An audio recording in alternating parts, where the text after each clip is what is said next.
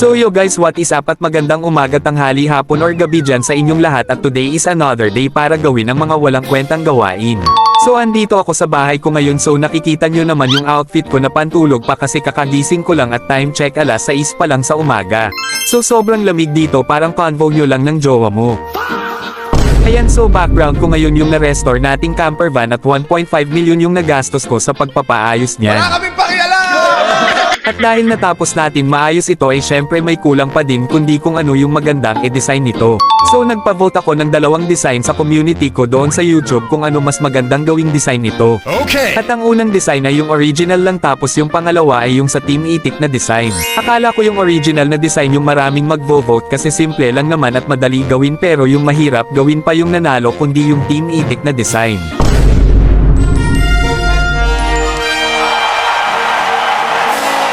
Ayan, kitang-kita nyo naman kung gaano kataas yung vote sa Team Itik na design kumpara sa original lang na design. So bali 5 buwan na ata or lagpas pa na hindi na ako nagdi-design dito sa CPM1, kaya wag kayo mag-expect na maganda yung kinalalabasan sa design, kaya kayo na bahala humusga. So ayun, wag na natin papatagalin pa at simulan na natin ang Team Itik design. What's up sa inyo mga itik? Okay, andito na ako sa customizing area at meron ako ditong 5 million plus na pera, so di ko alam kung kasya ba yan sa pagdi-design natin, pero I hope kasya yan. Okay, so dito tayo sa left side magsisimula, so uunahin ko yung mahirap kasi bida-bida ako. So ano, tere na ba? Ano, Tera?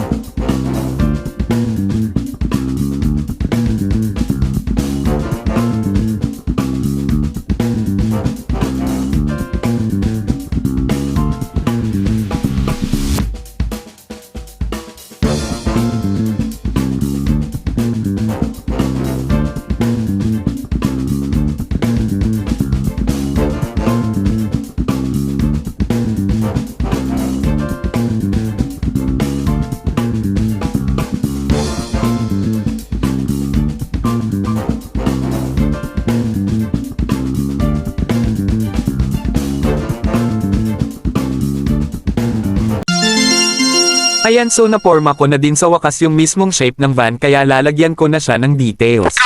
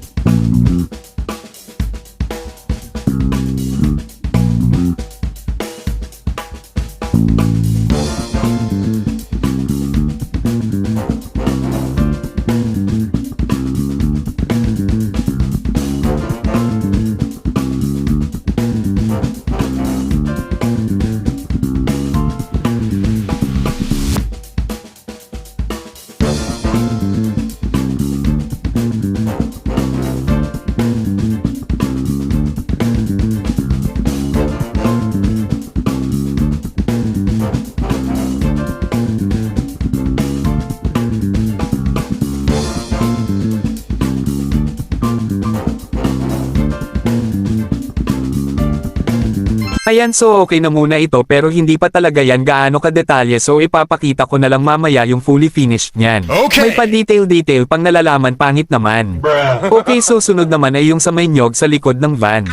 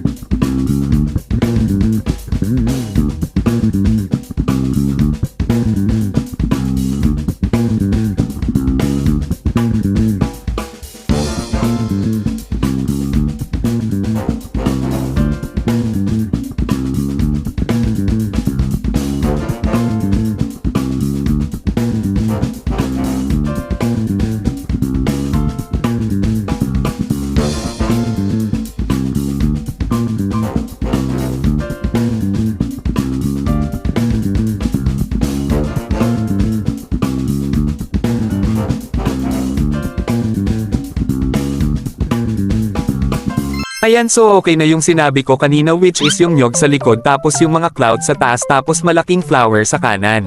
So meron pa talaga yung kulang na clouds tapos yung mga kulay niya, pero hindi ko na lang ipapakita kung paano ko ginawa para hindi kayo maboring kakanood. Kasi yung pagkulay lang talaga yung pinakamatagal kong ginawa kaysa sa pagguhit. So sunod naman yung mukha ng itik kundi si Mingming. Di ko sana gagawin yan kasi para sa akin parang mahihirapan akong iguhit, pero wala akong magagawa, gagawin ko para sa inyo. Eh, baka Mingming yan.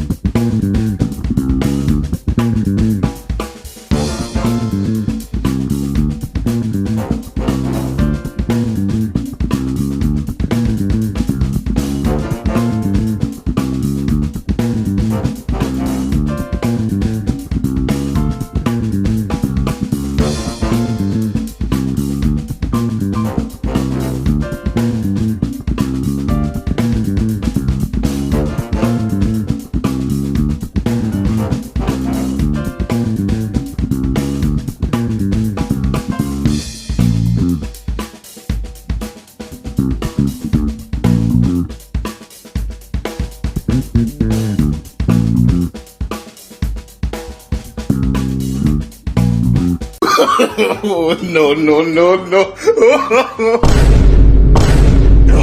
No, no, no, no, no, no, no. Wait, wait, wait, wait. Wait. Putang inang yan. So ayun, umabot na ako sa limit ng vinyls na nilagay ko, kaya di ko natuloy yung mukha ni Mingming, hayop na yan.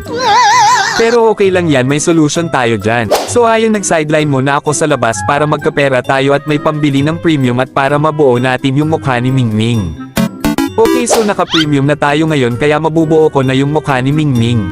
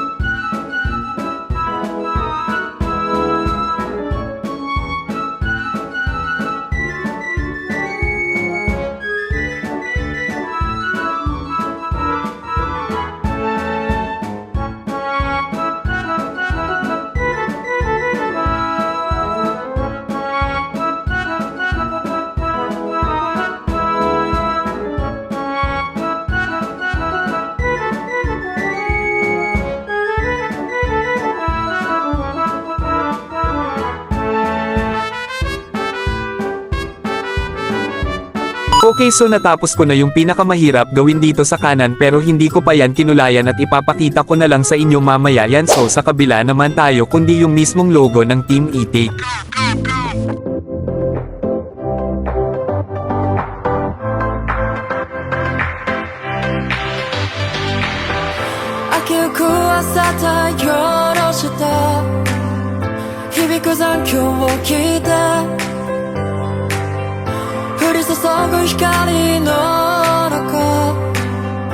立ち止まりはしないよさえずりは僕を呼ぶように緑色を背に飛び立つ鼓動が僕を呼び覚ます命果てるまで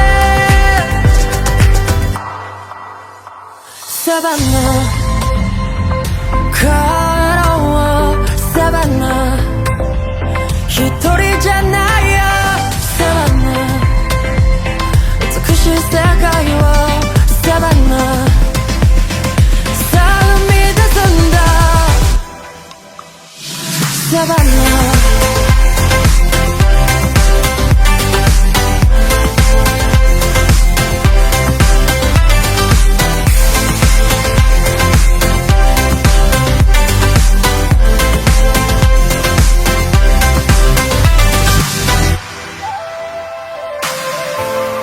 心が躍る